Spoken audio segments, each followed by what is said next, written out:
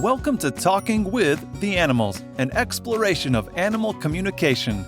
Join animal communicator, craniosacral therapist, and NES practitioner Caroline Pope as she discusses how to understand other species as they truly are, not just from the human perspective. That's right, Mecco. Discover how communicating with our four-legged friends can open up a whole new world for both of you. And now, your host and Australia's most recognized and well-known animal communicator, Caroline Pope.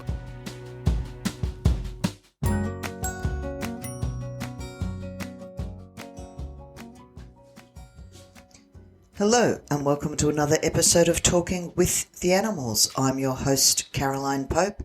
Thank you for joining me. The lovely Jacqueline wrote in and asked what happens about animals bonded to one human and what to do for the animal physically and emotionally when the human, and I quote, and I just laughed when I read this, I haven't heard this term in ages, shuffles off the mortal coil. So there you have it.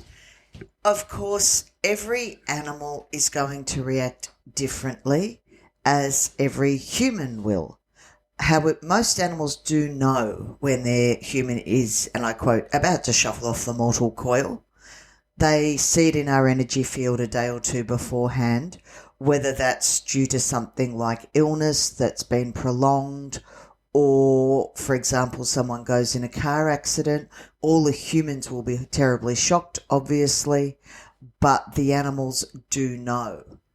Of course, how much each animal sees and how much each animal feels is obviously, in every animal is different, but also too, of course, if it's the one human that they live with and they're very dependent on versus someone that may live in a house that they're not close to, or someone they see the day before when they're at a friend's place or something like that, obviously it will all be different, as it is for us. And of course, every animal has their own coping mechanisms. As humans, we all have our own.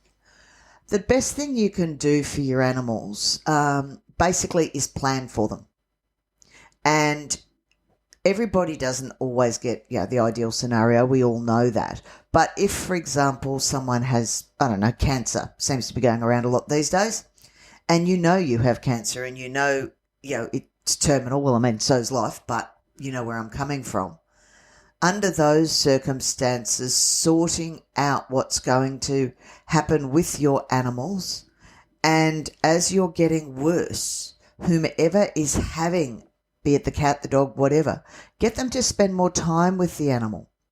Get them occasionally, and I know you're going to want them there, but this is for the animal's sake, not yours, to spend a night over.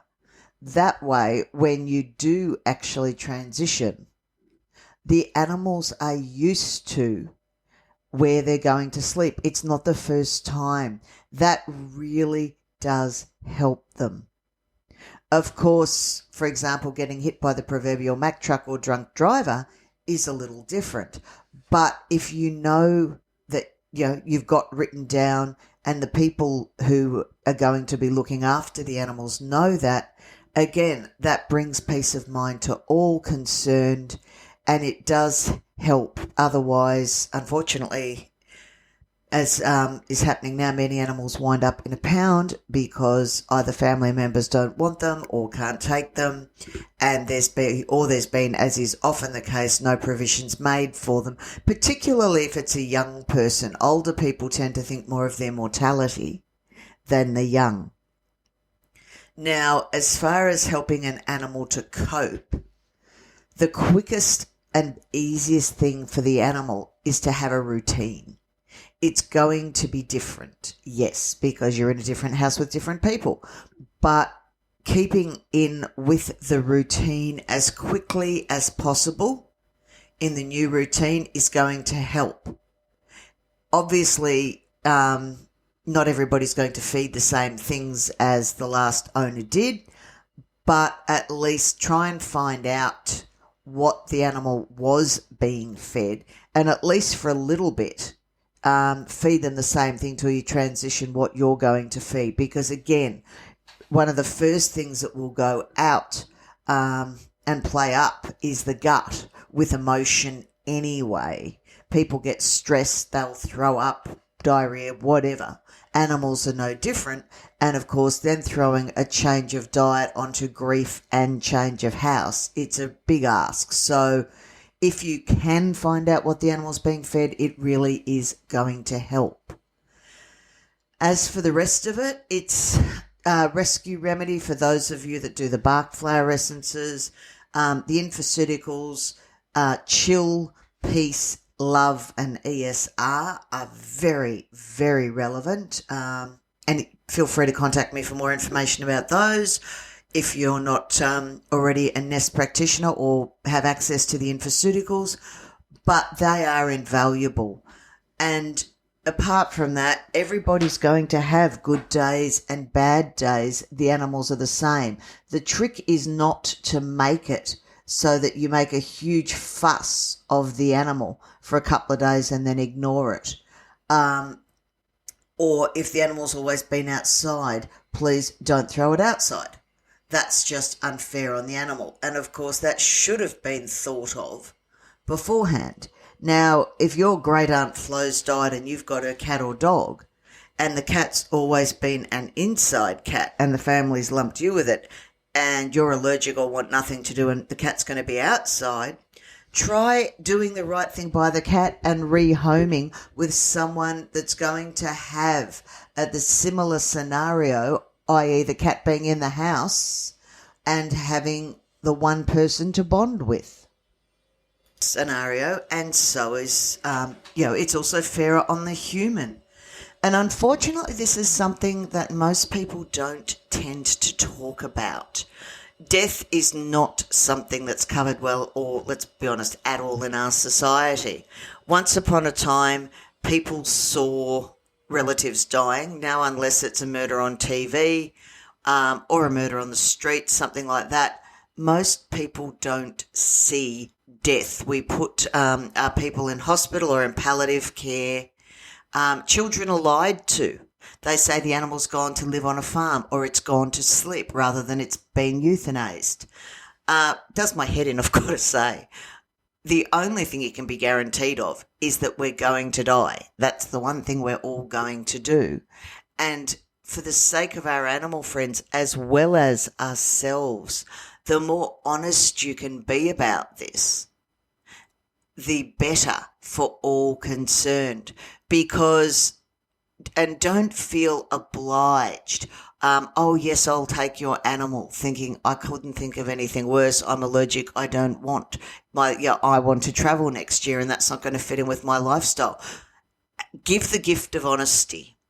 If it's not going to work for you, it's not going to work for the animal.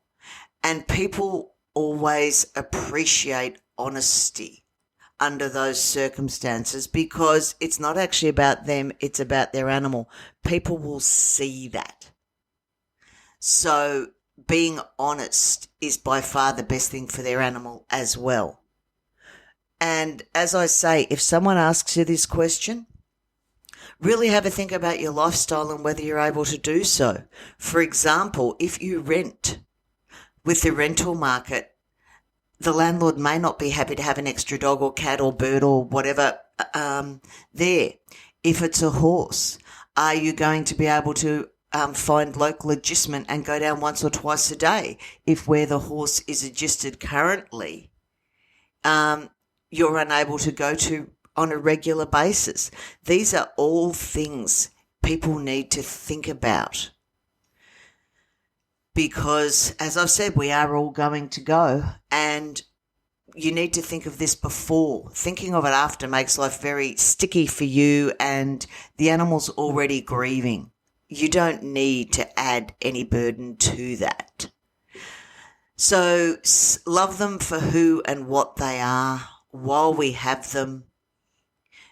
And just remember, as I think it was John Edwards said, if you love someone, tell them now. Don't wait till they've died before you tell them.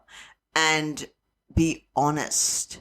No, I can't have your dog. I'm sorry, but it won't fit with my lifestyle. I'm planning to go to the UK next year or Russia or wherever. No, I can't have your cat. I'm allergic.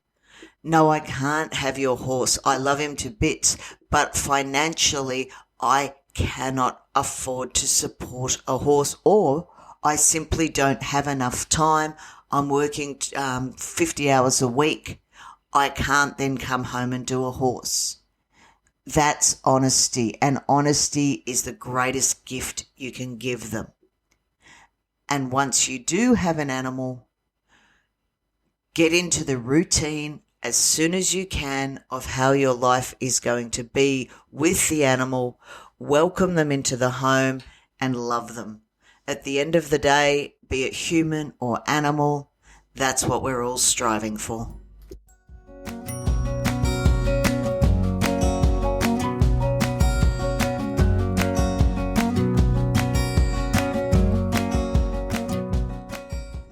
Thank you for listening to this episode of Talking with the Animals. Don't forget to like, subscribe, and if you could drop a review, I'd really appreciate it. Feel free to reach out with any topics you'd like me to cover. I'd love to hear from you. As always, stay safe, and remember, until next time, talk with your animal. Thank you for listening to Talking with the Animals.